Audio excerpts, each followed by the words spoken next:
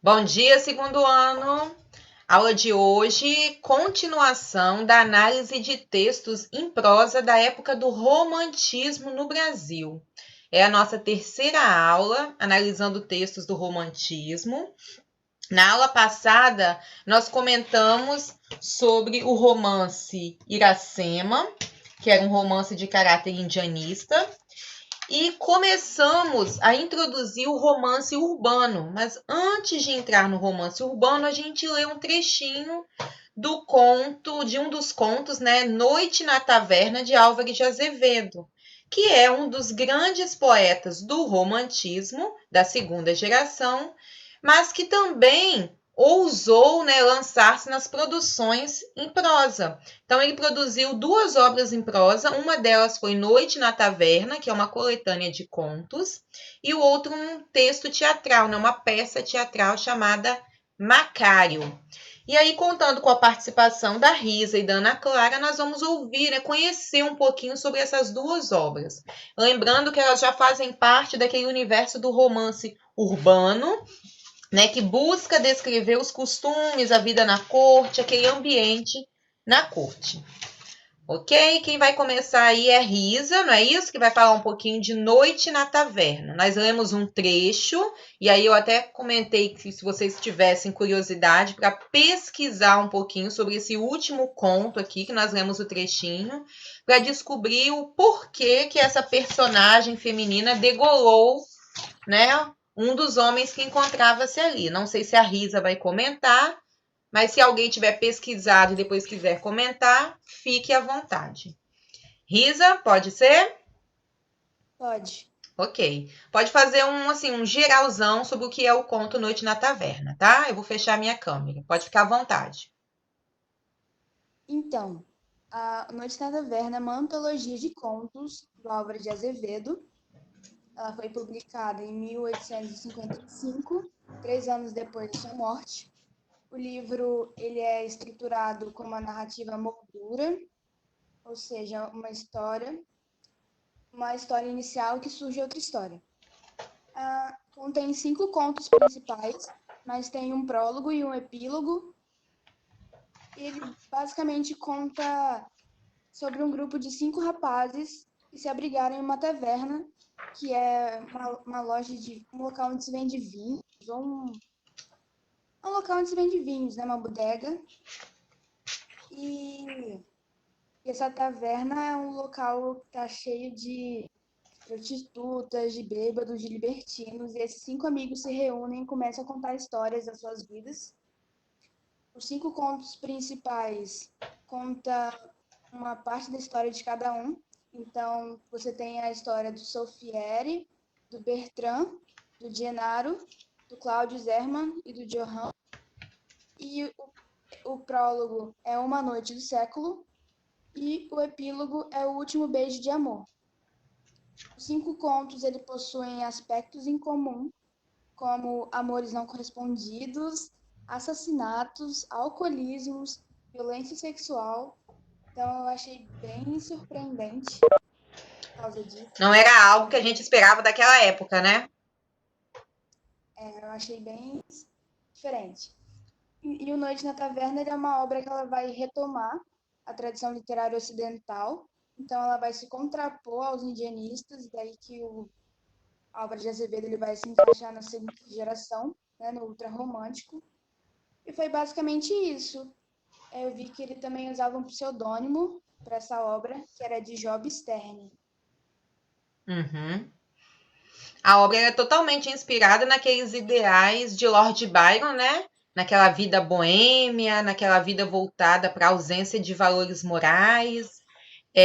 Os contos, né, Risa, eles possuem basicamente essa ideia de algo inescrupuloso, algo que é sombrio, algo que chega, desculpa, a ser imoral, né? E você descobriu o que, que acontece nesse último conto aí, que é o último beijo de amor, que é a cena que nós discutimos? Por que, que ela mata Johan ou Johan, não sei, né?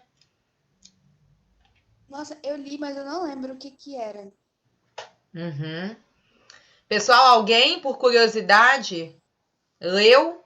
Alguém, por curiosidade, pesquisou o que era esse último conto? Todo mundo, né? Que legal, hein? Todo mundo teve curiosidade, todo mundo pesquisou. Isso aí. Que bom, né, Yasmin? Ô, Risa, muito obrigada por enquanto, tá? Ok, Risa? Pessoal, olha só, então. Essa coletânea de contos é exatamente o que a Risa colocou aí pra gente, que traz nessa. Cada um vai contar a sua história, traz ali uma história mais mirabolante que outra, né? Casos ali de necrofilia, né? Envolvimento sexual com cadáveres, caso ali de roubos, de relações sexuais ilícitas. E esse último trecho aqui do conto que nós lemos, que é O Último Beijo de Amor, é exatamente o último conto, ele traz essa personagem que acaba degolando, né, um dos homens que estão ali na taverna. E eu falei que pedi, né, que se vocês tivessem curiosidade, que pesquisassem. Por quê? Essa história aqui, ela traz a história de... Esse conto aqui, ele traz a história de uma personagem. Vocês lembram quando eu comentei para vocês sobre Lord Byron? Vocês lembram lá na segunda geração sobre Lord Byron? Eu contei para vocês assim, Lord Byron, ele foi expulso da sociedade inglesa da época. Por quê? Vocês lembram? Alguém lembra dessa história que eu contei para vocês? Ele se tornou uma pessoa assim imoral, impossibilitada de conviver em meio à sociedade da época, que era totalmente moralista. Mas vocês lembram por quê? O que aconteceu? O que ele fez que ele acabou sendo expulso? Eu comentei com vocês que em uma das noites de muita bebedeira, ele chegou em casa e bêbado, ele estuprou a irmã e a mãe. Lembraram disso? Que eu contei para vocês? Isso. E essa história aqui, ela é uma cópia, vamos dizer assim, desse fato que aconteceu na vida de Lord Byron. Porque esse personagem aqui que foi assassinado, ele chega, né, uma noite, ele vai se encontrar com uma mulher. Na verdade, ele e um amigo fazem ali uma aposta e quem ganhasse, desculpa, a aposta, ia se encontrar com uma mulher. E esse Johan aqui, ele vai se encontrar com essa mulher, ele dorme com essa mulher, passa a noite com ela e no outro dia, ao amanhecer, ele descobre que na verdade era a irmã dele. Então eles acabam tendo uma noite, né, de envolvimento sexual sem ele saber que era a própria irmã. E aí a história termina exatamente com essa personagem feminina que, como a Risa colocou, era um ambiente de taverna, de prostituição. Essa irmã que acaba se transformando em uma prostituta. Né? A história aqui, o ambiente, ele retrata uma mulher, uma prostituta, que sai procurando entre os homens que estão deitados ali. Ela encontra o Arnold, que era o namorado dela na época, o amante dela na época. Ela pensa em beijar o Arnold, mas ela abandona a ideia e ela procura quem? O Johan, que é o homem que ela degola, né? Que ela corta ali a garganta, que ela degola. E a gente fica sabendo, porque há toda uma sequência ali dos contos, e na verdade o que acontece é que ela se vinga do irmão que havia, né, dormido com ela, que a havia estuprado sem saber. Não sei se foi realmente um estupro ou se foi um envolvimento, porque era noite, não tinha energia, o homem entrou no quarto onde eles haviam combinado e ela passa a noite com um homem sem saber que era o Arnold, o namorado dela, mas o Johan aí, né, o Johan. Então esse é o final da história, esse é o motivo pelo qual ela apunhala, né, ela degola o Johan. Ok? Meu Deus, né, Yasmin? São umas histórias bem macabras mesmo. Se você tiver curiosidade, tem um dos contos que o personagem rouba um cadáver, né, e passa dias e noites dormindo com esse cadáver. Então, se vocês tiverem curiosidade de ler os contos, são bem sinistros, assim, né? São meio horríveis, vamos dizer assim. Então, essa é a história de Noite na Taverna. É Noite na Taverna porque em uma única noite, várias pessoas, né, no caso ali são 5 homens, 5 amigos que se encontram, contam uma história de sua vida. E o segundo texto, né, produzido em prosa por Álvares de Azevedo é uma peça teatral, que é Macário, que a Ana Clara vai comentar um pouquinho pra gente, tá? Tá aí, Ana? Tô aqui, vocês estão me escutando direitinho? Sim, perfeitamente. Então, quando eu fui pesquisar, eu achei várias coisas diferentes. Mas aí eu peguei umas informações que eu achei mais legal e vou passar aqui. Então, Macário, ela é considerada uma peça teatral e ao mesmo tempo ativa, com um certo caráter pessoal. Ela é dividida em 2 episódios e conta a história de Macário, que é um jovem, e encontro com o capeta. E ele debate pensamentos de amor. E é uma obra considerada muito dramática para vários críticos e extravagante, né, por tratar desse assunto tão, entre aspas, macabro. Uhum. Aí no primeiro episódio conta que Macário ele é um jovem e ele segue a direção para uma cidade para estudar. E aí ele vai numa taverna e ele começa a tratar todos dessa muito mal, tratando os atendentes mal, sendo grosso. E aí chega um desconhecido e eles começam a conversar. E aí eles falam sobre poesia, paisagens, amor ideal, mulheres. E aí no final da conversa, o desconhecido ele revela. E aí Macário conta e diz que procura por ele há alguns anos. E aí o Satã fazer uma viagem onde o destino é uma cidade cheia de prostitutas. E eles chegam lá, Satã conta que o amor e a morte sempre estão unidos. E aí eles chegam no cemitério e Macário adormece. E aí ele tem um pesadelo com uma mulher pálida que beijava cadáveres. E aí, ao Macário acordar, o Satã diz que é sua mãe que está sendo atormentada no inferno. E aí Macário ele raiva e o expulsa o Satã e depois acorda atado em uma estalagem, pensando que tudo não passou de um sonho. Mas aí ele olha para o chão e ele vê pegadas de bode queimado. E aí termina a primeira parte. E aí a segunda parte, o Macário ele tá na Itália e encontra uma mulher que embala o filho morto. E daí depois ele encontra o seu amigo, que é o Satã, e aí ele debate infinitivamente sobre... E o Macário ele entra em contradições sobre a morte. E aí critica ele sobre pensar apenas no amor. E aí um dia o Satã decide se suicidar com veneno. E no mesmo dia em que ele encontra, depois de ter ingerido o líquido, uma mulher que afirma amá-lo.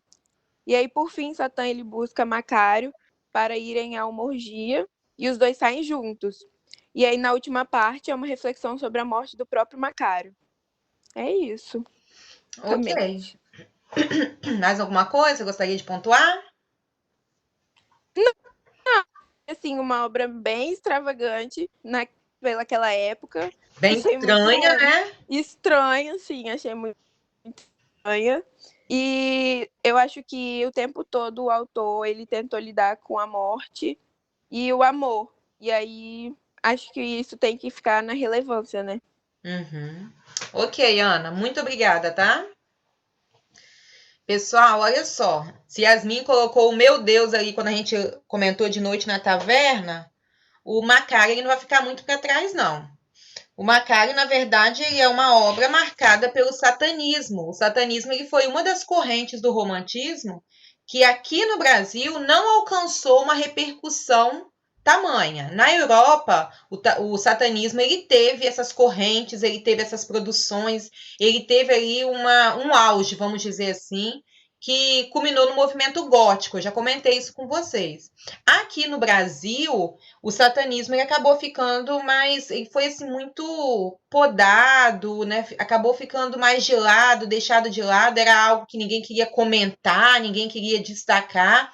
Mas Álvares de Azevedo ousou em Macário, né, nessa peça teatral aí, colocar essa questão do satanismo. Nós temos o jovem Macário que se encontra com ninguém mais, ninguém menos do que um desconhecido que depois a gente fica sabendo que é Satã. E como a Ana colocou, o tempo todo eles discutem a relação de amor e ódio, né? A exaltação do amor, mas ao mesmo tempo o sofrimento que gera esse ódio, que gera essa angústia. Eles tentam fazer um pacto para entender o amor, para compreender o amor. E o Satã ele se transforma exatamente na imagem da imoralidade, porque ele é o amigo né, entre aspas, aí de Macário, mas que o convida para orgias, bebedeiras, encontro com prostitutas. Então, é a personificação do byronismo, vamos dizer assim, de Lord Byron. É a personificação do que a gente vai considerar ali como comportamento byrônico, né? Comportamento que representa essa imoralidade, essa perversidade e esse culto ao satânico, ao estranho, ao noturno, aquilo que a gente não pode definir. A grosso modo, é exatamente uma obra de caráter satânico, mostrando que se tem alguém que pode definir, que pode interpretar ali a relação de amor e ódio, esse alguém é Satã, é o diabo. É exatamente isso que acontece ali. Ok, pessoal? Alguma perguntinha? Alguma dúvida? Não? Vocês estão aí, né? Tá todo mundo aí. Ah, ok. Então, para a gente dar continuidade, nós vamos dar um pulinho aí na apostila para a gente ir direto para o romance urbano, que é continuidade dessas tendências, vamos dizer assim, dessas temáticas encontradas em Macário e Noite na Taverna. Então, como a gente já viu nas aulas anteriores, o romance urbano, ele tem as características de um romance voltado para descrever os costumes da corte, para descrever exatamente a forma como a corte, né, as pessoas que ali viviam, se comunicavam. E numa das aulas anteriores, nós tivemos... Quem foi que comentou sobre Senhora? Foi Yasmin? Yasmin que comentou sobre o romance Senhora? Isso. Então, só para a gente relembrar um pouquinho, o trecho que se encontra lá na apostila de vocês, na página 38, ele é um trecho do romance Senhora, que descreve para a gente o relacionamento entre Aurélia e Fernando.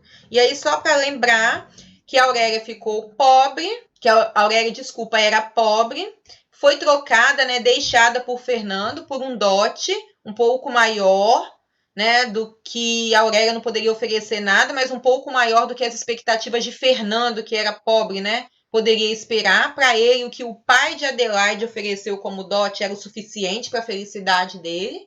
Então, ele abandona a Aurélia pelo dote de Adelaide.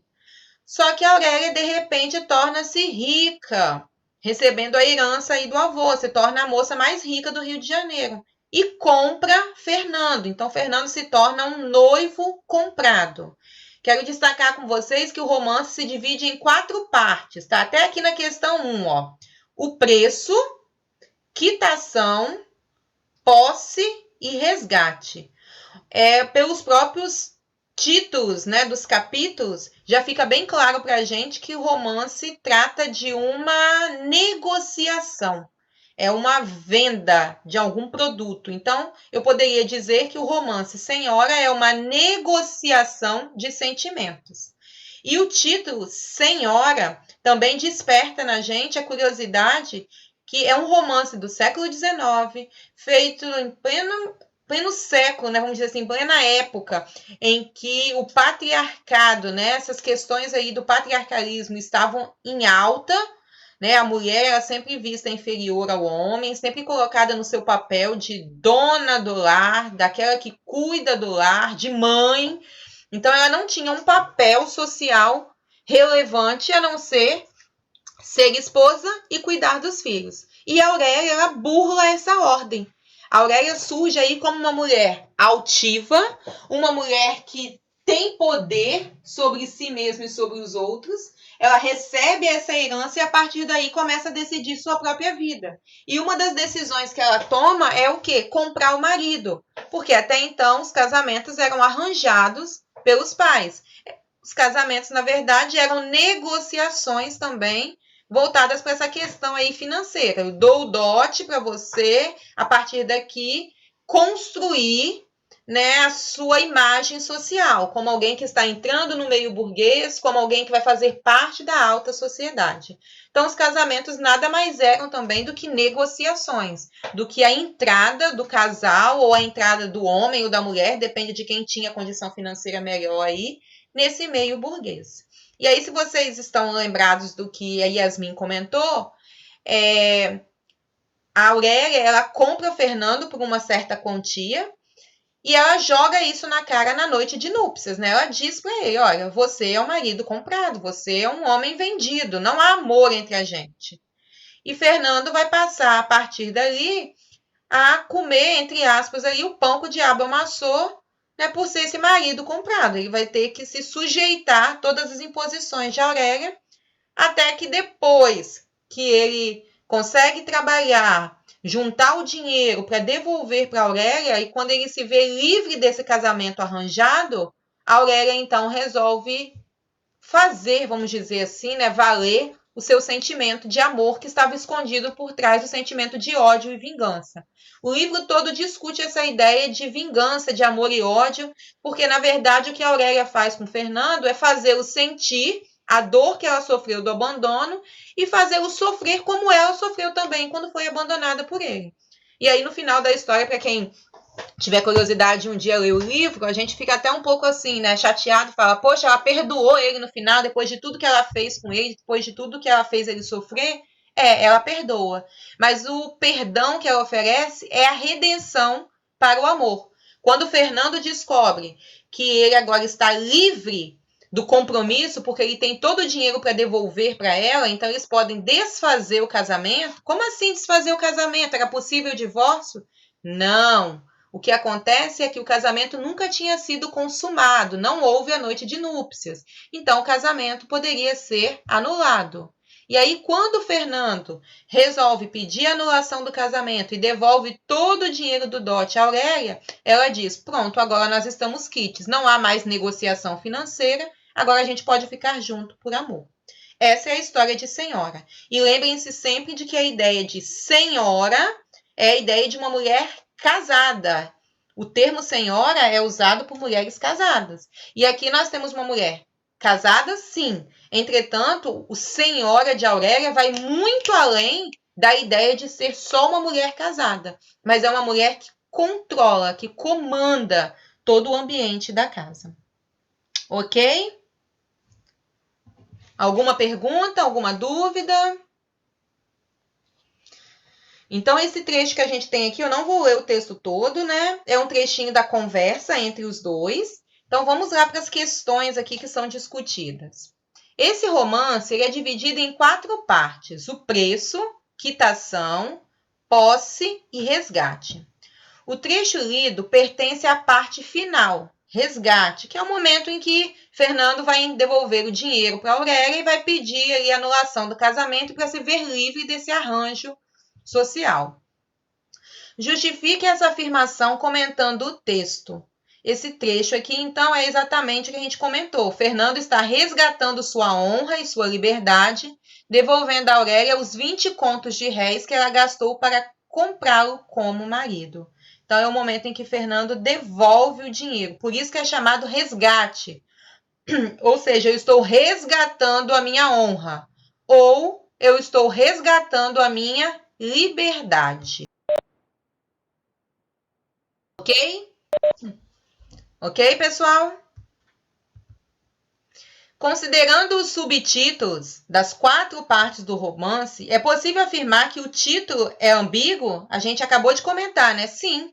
Porque quando você pensa em senhora, você pensa logo naquela mulher casada, que é educadamente chamada de senhora, conhecida pelos valores morais, pelos valores familiares. Só que aqui nós temos senhora dirigindo-se a Aurélia, como aquela que manda, tanto que para viver, para morar, para casar com Aurélia, Fernando tem que pagar o preço, tem que correr atrás para demonstrar a quitação da dívida, tem que ter posse do dinheiro para, enfim, resgatar sua liberdade.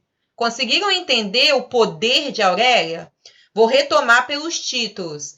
Para viver casado com Aurélia, Fernando precisa pagar o preço de ser conhecido como marido vendido. Ele precisa quitar sua dívida. Ele precisa ter posse do dinheiro para, enfim, resgatar sua liberdade. Ficou claro para todo mundo isso aí?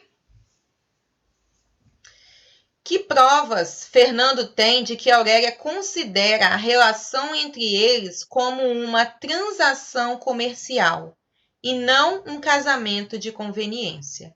Então, para quem lê o trecho lá, a gente vai observar que Aurélia não trata Fernando como marido.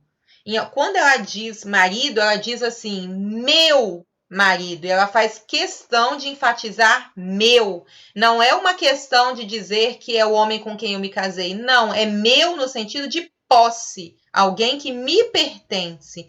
E fica bem claro para a gente o tempo todo ali, e isso é demonstrado nesse último capítulo, que a Aurélia guarda o papel da venda. Aquele papelzinho que Fernando assinou, se declarando ali a mercadoria vendida. Então, é exatamente a nota fiscal, vamos dizer assim, de compra e venda. Fernando se vendeu, Aurélia comprou e eu tenho aqui comigo a nota fiscal. Então, ela não o trata como marido, né? Ela o usa como uma mercadoria. Em alguns momentos da obra, ela diz que ele é um escravo branco. Em outros momentos, ela diz que ele é um bibelô que ela comprou para enfeitar a casa.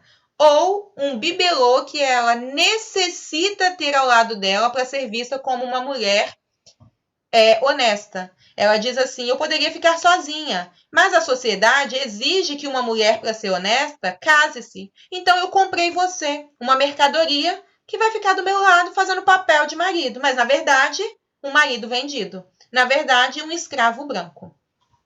Ok? São essas palavras de Aurélia no decorrer da obra.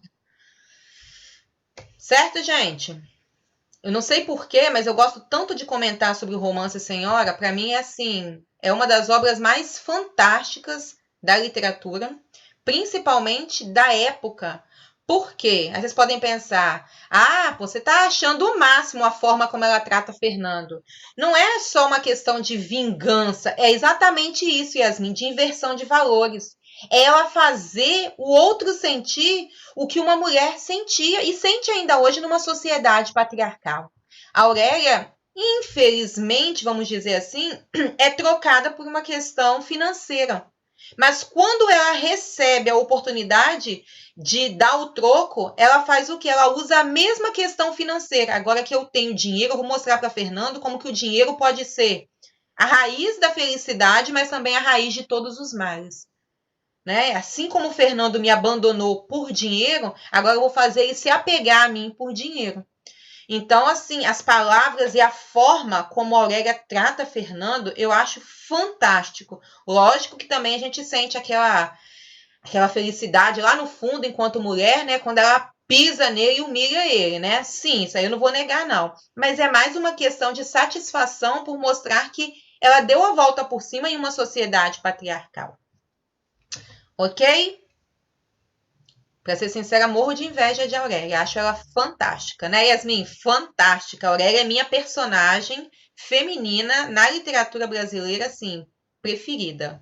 Depois dela é Sofia, do romance Quincas Borba, de Machado de Assis. Fica aí de curiosidade. São duas personagens, duas heroínas que, para mim, assim, na literatura são, para mim, né, Carla, são top. São, assim, aquelas que merecem um olhar especial. Aurélia, de Senhora, e o outro é Sofia, no romance Quincas Borba. Ok, Yasmin? Quincas Borba. Então, vamos lá. Fernando, desculpa. Questão 4. Fernando preocupa-se em justificar com Aurélia seu comportamento anterior. Segundo ele, por que aceitou casar-se com ela? A desculpa que ele dá é que ele não tinha o dinheiro para cobrir uma dívida.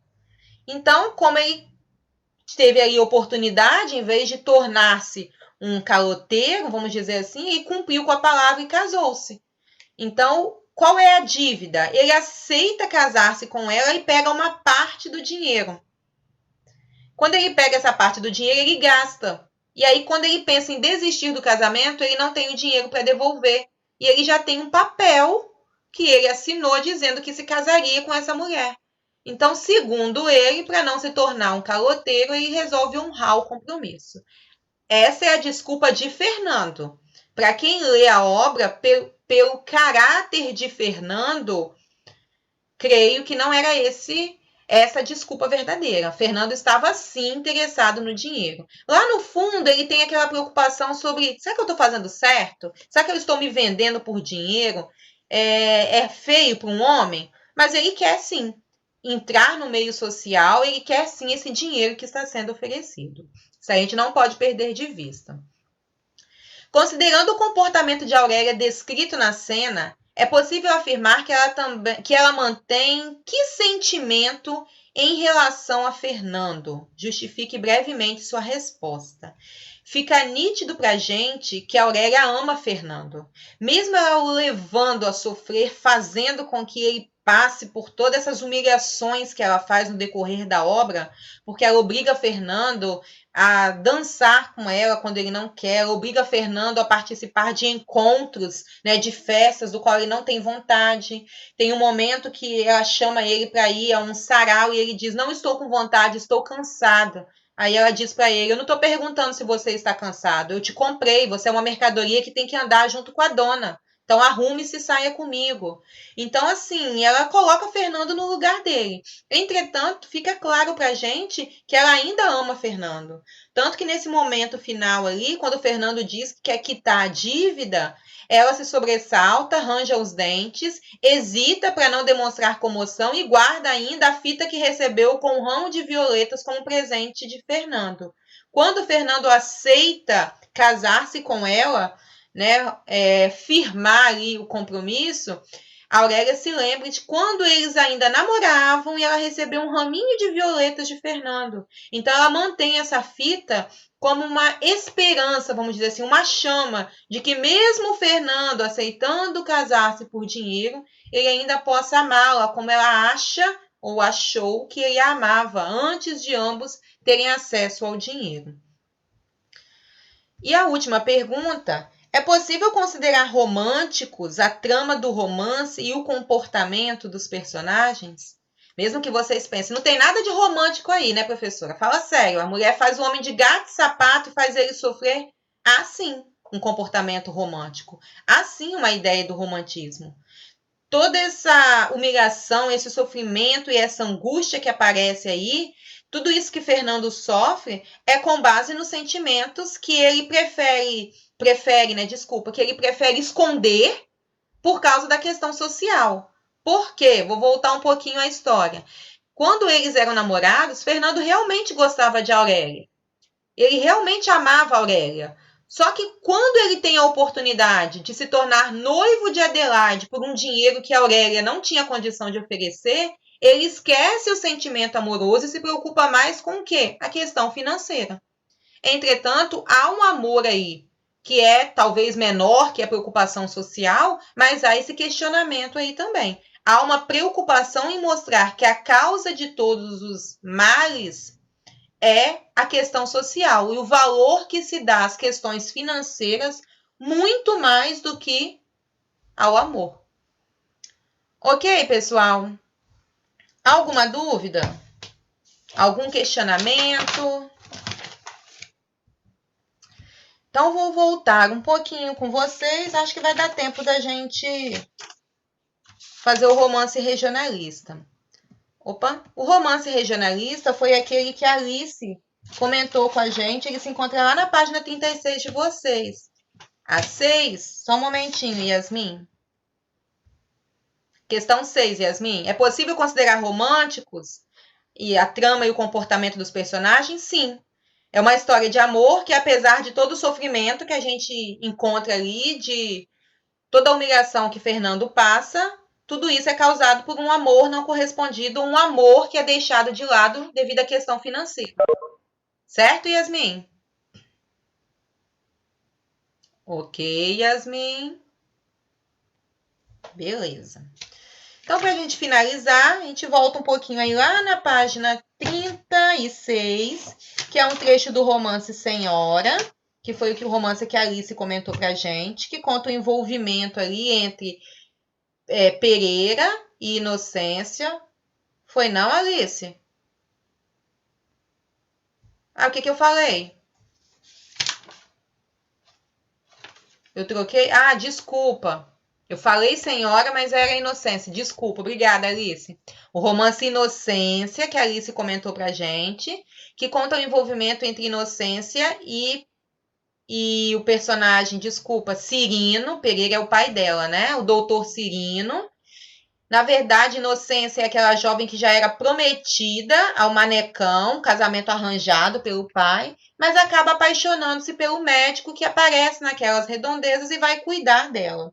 E o trecho que nós temos descrito aqui é o trecho em que o médico, passando por aquele local, conhece o pai de Inocência, que é o senhor Pereira, e fica sabendo que Pereira tem uma filha que está doente em casa. E ele vai até lá.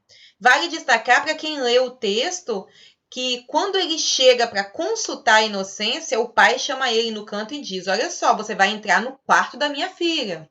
Ela é uma moça de família, então, por favor, não olhe para ela. Como que ele vai consultar a menina sem olhar, né, gente? Mas quando ele diz não olhe para ela, não ponha os olhos nela, é no sentido de que não repare. Não fica interessado, não pense em olhar para a beleza dela. O pai sabe que Inocência é uma moça bonita. Então, ele pede para que o doutor não olhe, mas olhar no sentido de cobiçar, de desejar. Que ele não quer despertar em Inocência, né, sentimentos. Que ele não quer que o doutor desperte nela amor ou apreço por outra pessoa.